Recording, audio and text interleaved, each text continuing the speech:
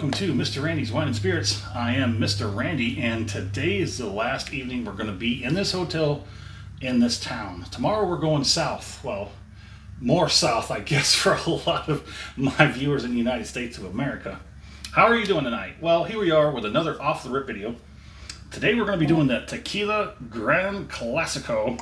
Tell me what you think about the audio, although it doesn't really matter because I've only got 2 videos to do tonight before I leave. Man, let me tell you something. Even though you're off, sometimes when you're off, you work harder than you do with your regular job. Sometimes you just have to go all out to get things done in life, and that's what I did. First 2 days, I worked like a dog. And that 3rd day, yesterday, I felt like hammered dog poo. Today wasn't so bad, but let's get that pour on, shall we? For all my new viewers out there, hello and welcome. Man, these videos are just going to get better and better, I promise you. All my returning viewers, you know, more often than not, you get a good one. So,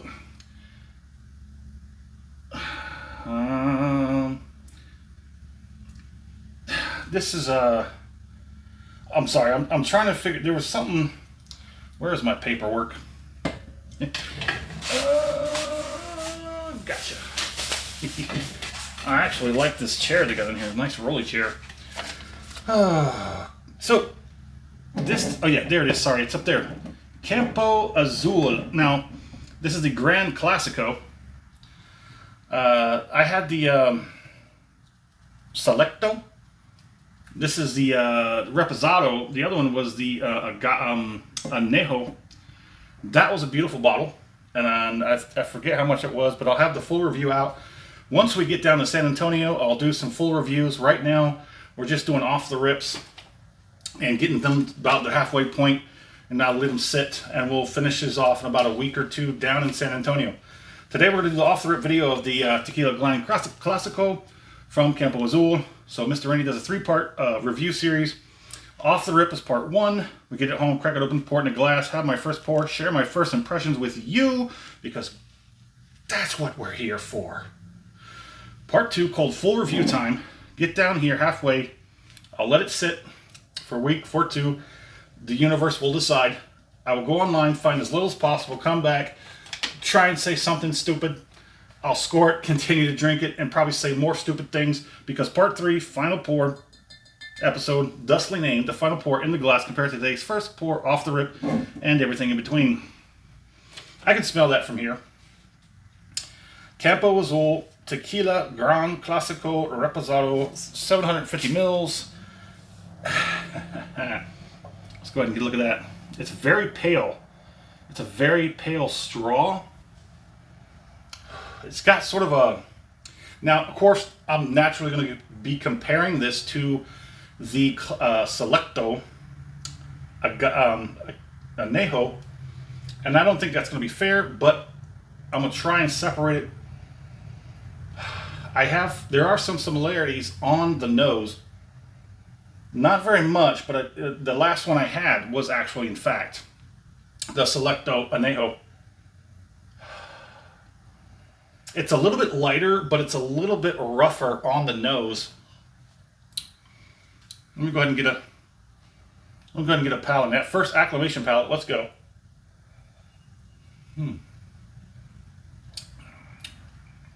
It's a little thick, like syrup. But this is the first palating. This is that acclimation pour. I need to take a shower.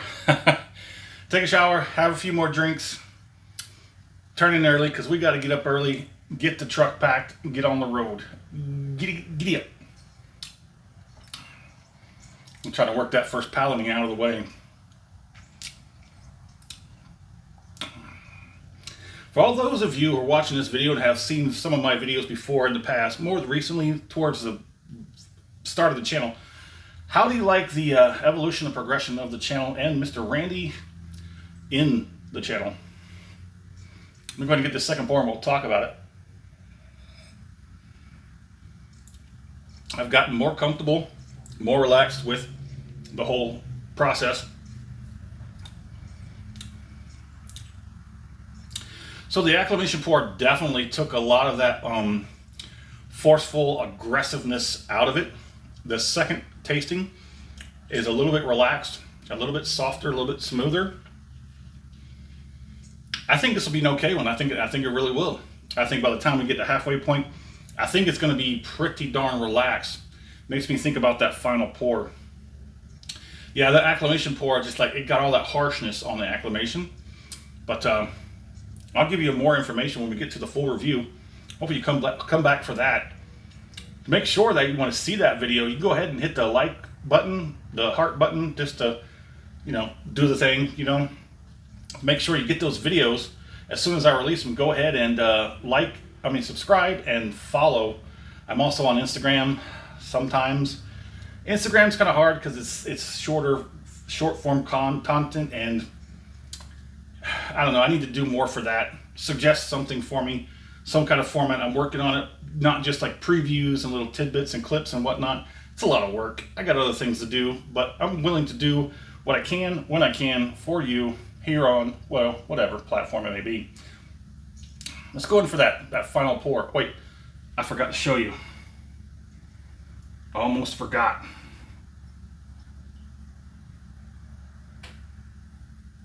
Yeah, that's got some pretty decent enough viscosity. Like I said, transfers to the mouth really like a little bit above a thickness, but just below like a syrup. It's got a pretty thickness to it. So let's get that finish and work it.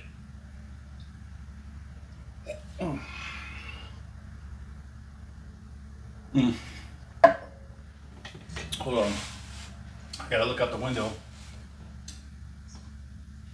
Yep.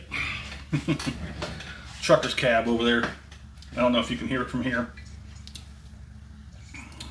He's got his rig sitting out there. He just pulled up just about the time I started this video, maybe just after. I'm just now noticing because everything was quiet. I shut up and stopped talking. I can tell, yeah, there is a slight roughness because it is a Reposado. The Añejo version rests much more. The Reposados, if you're new to the whole tequila and the whole deal, the tequilas come out blanco or silver. Silver and blanco are not the same thing. They take the original blanco, they rest it in barrels. Now it could be just regular oak barrels, it could be ex-bourbon, ex-whiskey, ex-anything really, ex-wine, ex-scotch, ex-whatever. That all just makes more for the fun of the flavors. Reposado is usually roughly under 6 months, or I think the technicality is like anywhere under 6 is a Reposado, between 6 and 8. I'm sorry, usually goes for Añejo, but more than that is definitely, oh man, I'm still learning this. They do have a classification above agave. I'm not agave, bruh. Yeah, it's been a busy day. My mind's a little stretched. I need a shower, and I need some rack time. So there's Blanco, there's Reposado, there's Añejo, there's one above Añejo. I forget what it is at the moment, but then there's the Cristalino. And I believe there's one more out there. It's like a very rare kind of thing, or maybe not, I don't know. Cristalino is basically, it's done in the barrels, and then they reprocess it through charcoal filtering to pull out all the color and the other impurities and whatnot. I've been thinking about which one of those I'm going to break open that whole barrier with. If you got a suggestion, hit me up in the... probably by the time you see this, I will have already had a Cristalino, to be completely honest. By the time you're watching this video... yeah, there's a lot of that. There's a lot of that. By the time you see this video, I'll probably already be settled in San Antonio. I'm trying to get things caught up. I've got most of my content pretty much caught up. I'm going to coast through the next week or so, just basically chilling. Maybe do one of these every now and then when I go get a bottle, but nothing too harsh, nothing too serious. I'm not going to push too hard for this thing. Got other things to do, but still want to do reviews, still want to do videos, still want to share with you. So the finish, like I said, is a little bit rough, but then we are at the off the rip top of the bottle. Good enough flavor, and I'm not going to ding it for anything at the moment. I will say it's definitely noticeable lower than the Añejo Selecto. Yeah, But there it is. I mean, I don't remember. We'll get into the price points on the full review. Come back for that. Do me a favor. In the comment section, tell me where you're at, because I'd love to know what's going on in the world of libations around you. And as always, thanks for stopping by here at Mr. Randy's Wine and Spirits. I think it'll be a good one.